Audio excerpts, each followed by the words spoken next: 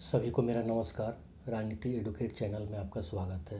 प्यारे छात्रों और प्रतियोगी परीक्षाओं के अभ्यर्थियों, इस चैनल पर पॉलिटिकल साइंस के स्टैटिक और डायनेमिक टॉपिक, जिसमें Indian polity, international relation, international organisation को कवर किया जाएगा। मेरा प्रयास होगा कि जिस भी टॉपिक पर आप सभी के साथ सेशन करूं, उसमें सरल सहज भाषा के साथ साथ प्रामाणिक स्रोतों से अध्ययन सामग्री अद्यतन करके आपके सामने प्रस्तुत करूं। आज से मैंने अपने चैनल पर वीडियो अपलोड करने की शुरुआत की है। इस नई शुरुआत के लिए मैंने बेसिक स्तर का एक टॉपिक चुना है, सरकार या शासन के अंग, ऑर्गन ऑफ गवर्नमेंट। बच्चों, कोई भी सरकार हो, उसके 3 प्रमुख कार्यों के आधार पर उसके 3 अंग निर्धारित किए गए हैं।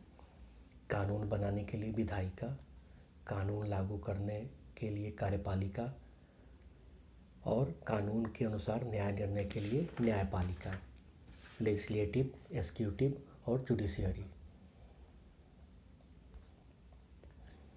बच्चों, ऐसा नहीं है कि तीनों अंगों के लिए जो मुख्य कार्य निर्धारित किए गए हैं वे 3 अंग केवल उन्हीं कार्यों तक सीमित हैं। उन्हें अन्य कार्य भी करने होते हैं, परंतु जो उनका मुख्य कार्य है वो उनकी पहचान से जुड़ा हुआ है। जैसे विधायिका कहते ही हमें लगता है कि कानून बनाने वाला अंग, उसी तरह से कार्यपालिका शब्द सामने आते ही कानून लागू करने वाले अंग का बोध होता है।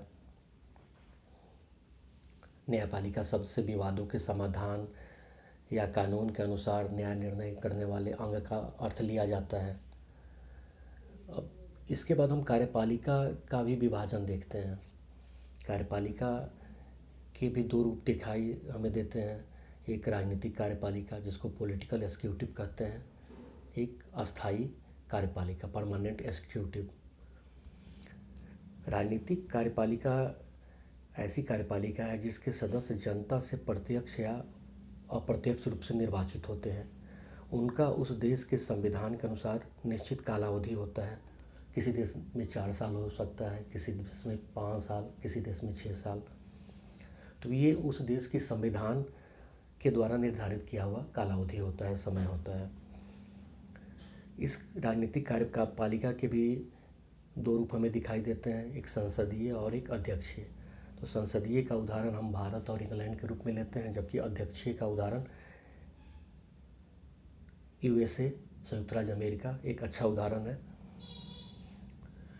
अब अस्थाई कार्यपालिका, जिसको हम परमानेंट एग्जीक्यूटिव कहते हैं, उसकी अगर बात करें हम, तो ये अस्थाई होता है। इसकी कालावधि निर्धारित नहीं होती है।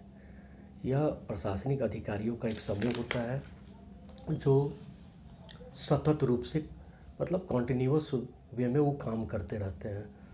उनका कोई टेन्योर या कालावधि समय निर्धारित नहीं होता है। तो इस तरह से हमारा जो सरकार का जो अंग है वो कार्य करता है। मुझे पूरा विश्वास है कि यह सेशन आपको अच्छा लगा होगा। आगे इसी तरह से पॉलिटिकल साइंस के विभिन्न टॉपिक पर वीडियो बनाता रहूँगा। वीडियो देखने के लिए धन्यवाद।